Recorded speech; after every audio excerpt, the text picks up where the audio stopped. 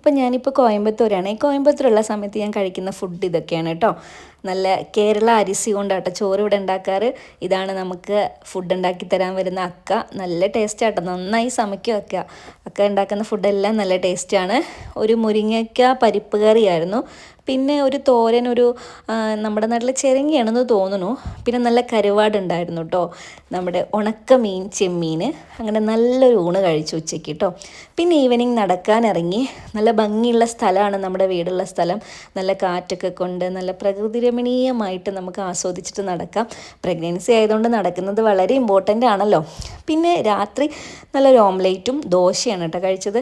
ദോശ അക്ക നല്ല മാവൊക്കെ റെഡിയാക്കി വെച്ച് പോവും, ഞാൻ തന്നെ ഉണ്ടാക്കണം. അങ്ങനെ ഓംലേറ്റ് ഉണ്ടാക്കി, പിന്നെ ദോശ ഉണ്ടാക്കി. ദോശ അത്രയ്ക്ക് പെർഫെക്റ്റ് ഒന്നും ആവില്ല കേട്ടോ, വട്ടമൊന്നും ആരും നോക്കണ്ട ദോശയുടെ. അപ്പോൾ എനിക്ക് പറ്റുന്ന പോലെയൊക്കെ ദോശ ഉണ്ടാക്കി. പിന്നെ ദോശയ്ക്ക് കറി വന്നിട്ട് ഉച്ചയ്ക്കത്തെ കറി ഉള്ളതുകൊണ്ട് തന്നെ വേറെ ഒന്നും സെപ്പറേറ്റ് ഉണ്ടാക്കിയിട്ടില്ല. നോർമലി ഇല്ലെങ്കിലാണ് അക്ക എന്തെങ്കിലുമൊക്കെ ഉണ്ടാക്കി വെക്കാറ്. അപ്പോൾ രാവിലത്തെ കറികളും നല്ല ഓംലേറ്റും ദോശയും കൂടിയിട്ട് ഇന്ന് ഞാൻ കഴിച്ചു. അപ്പോൾ ഇതൊക്കെയാണ് ഇന്നത്തെ എൻ്റെ ഫുഡ്. അപ്പോൾ ഇത്രയേ ഉള്ളൂ വീഡിയോ. താങ്ക്